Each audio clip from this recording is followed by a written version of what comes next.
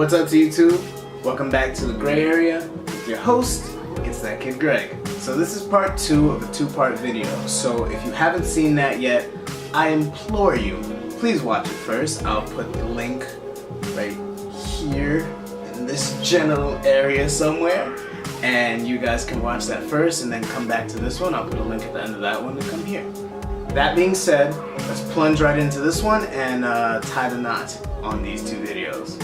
So last time I left off on some of the negatives that individuals who get married experience. And we're gonna jump right back into that and talk about the negatives and positives of marriage.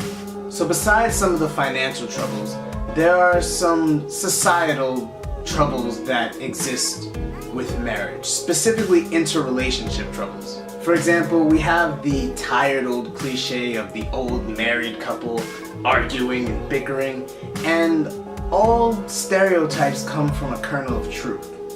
This one is no exception. Nobody's perfect, and being in a marriage means that you have to deal with an imperfect person forever. And they have to deal with your imperfect ass forever. There are always going to be things that a couple might disagree on, but what's important is for, especially in a marriage, for these people to try their best to work together and find a solution that suits both of them. It can't just be a one-sided thing where one person gives up something and the other person gains everything. Especially in situations where it's not detrimental to anyone's life or health. Because allowing these small things to build up over time creates a cycle. And that cycle never ends, and in modern times, if 2 people can't work something out over even the smallest of disagreements, that could lead to the end of the relationship entirely. But recently there seems to be this kind of stubbornness about people where they don't want to compromise or do anything that may go halfway on something. It's got to be either or, red or blue, black or white, with no gray areas. I feel like this is caused, this people not wanting to compromise anything, is this feeling of pride in oneself that says I should not have to change for anybody. But that makes little to no sense if you're entering a union such as marriage, which constantly is asking you to limit yourself for the other person and your potential children's benefits. It makes little to no sense to want to stand on something so firmly, especially, again, if it's not something that is detrimental to your life or health, or the life and health of anybody else in the family. And this applies to both members of the marriage, man and woman. You can't just expect the guy to just give up everything that he loves for you. And women, you can't, or I should say men, you can't just expect a woman to just give up everything they love for you. That is incredibly narcissistic, and shame on you if you do that. Another thing is familial ties. Bringing back point 10 that I put aside from the last video, marriage calls for an alliance between families.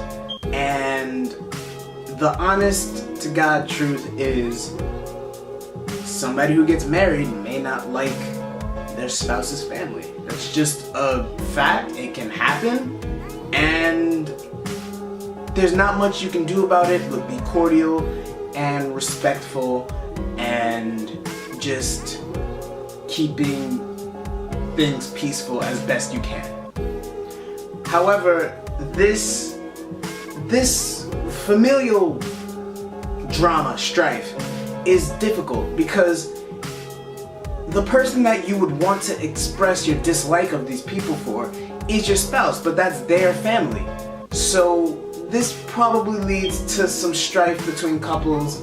You know, you have that one tired cliche that you see on TV, oh, my mother-in-law, God.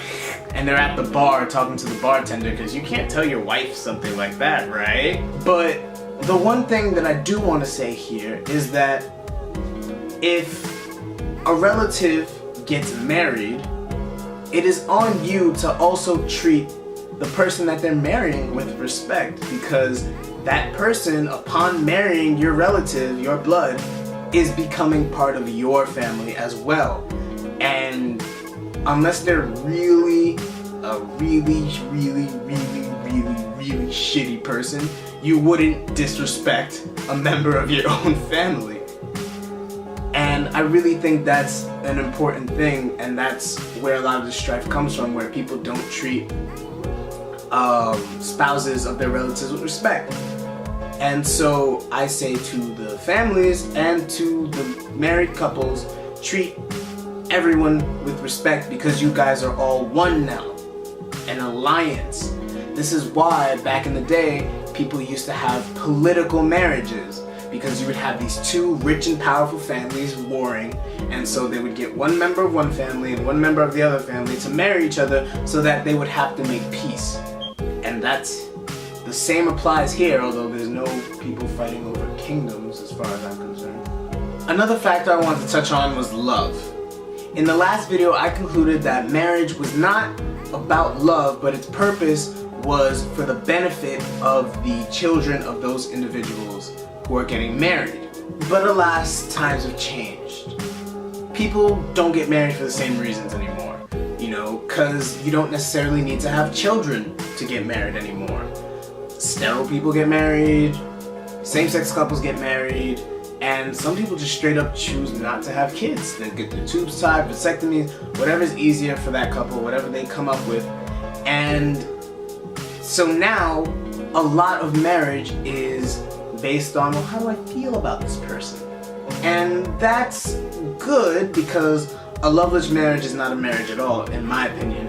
But it can also lead to some strife, because having a relationship based on love, which is a very turbulent and changing emotion, rather than the practicality of, hey, we're just here to help raise these kids, makes it all the more difficult to maintain a relationship like that. See, people have this notion of what I like to call the Disney marriage, where you just fall in love and then you have a big wedding and then you live happily ever after. Nothing bad happens after that. And that's childish and silly. Nothing can be happily ever after in reality, which sounds horribly pessimistic when I actually say it out loud, but it is what it is. Problems arise, disagreements occur. Marriage requires work to maintain.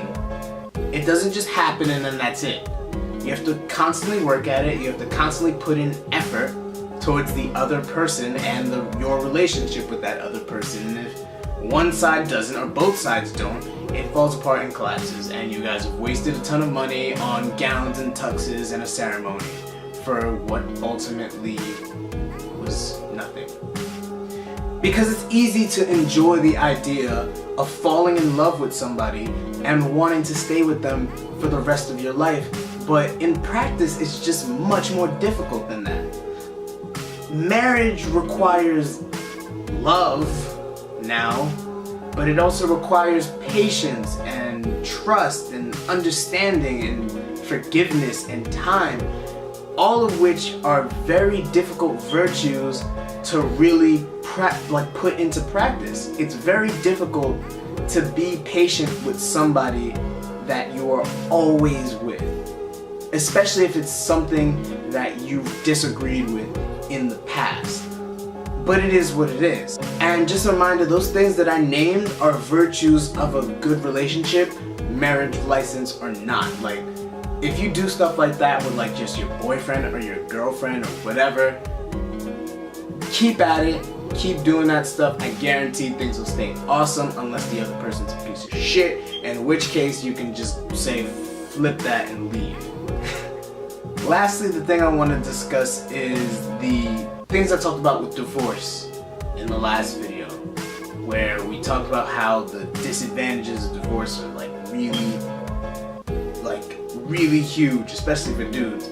And my simple response to that is, are you marrying the right person?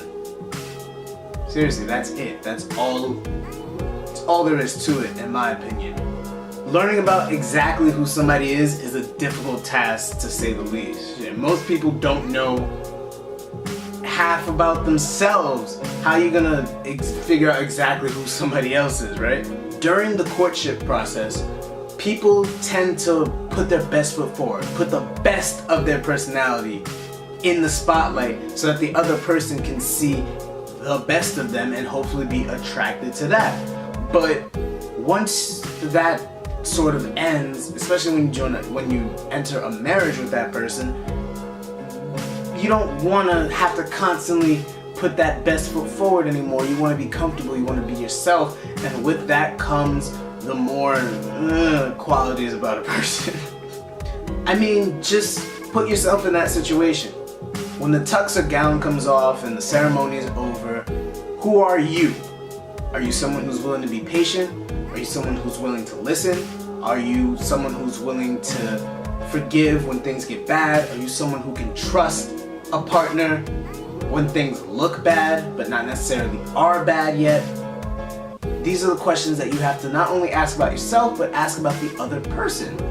And that is where the thing I was talking about before, the virtues of a good relationship, of a good marriage, come from. Like, it's easy to say, well, of course I'm gonna be patient with my partner and love and trust them and work with them, because that's what marriage means. But it doesn't just happen.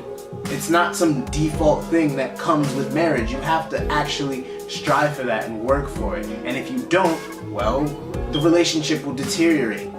Sometimes faster than you might even think possible. Because when push comes to shove, not everybody is willing to compromise their ideals and who they are at all. Even if the person that they're supposed to compromise with is someone that is slated to be with them for the rest of their life. But there are good sides to marriage, which I mentioned in the previous video but didn't necessarily talk too much about.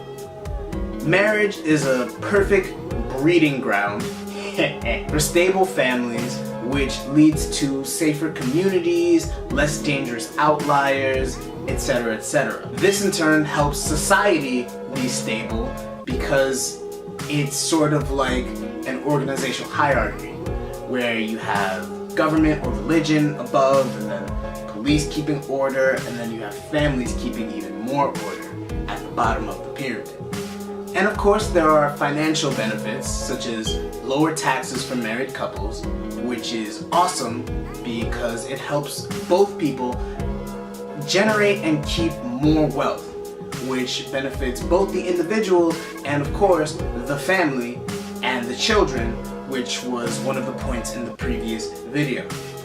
Another thing is that for men specifically, married men do earn about 20% more in their lifetimes, which, to be fair, a lot of that will probably be shifted towards the spouse or the children. But again, from the previous video, you should watch it, these things help create a stable foundation for a relationship, for a family. So it stands to reason that it wouldn't be that much of an issue to share that wealth and make it go around.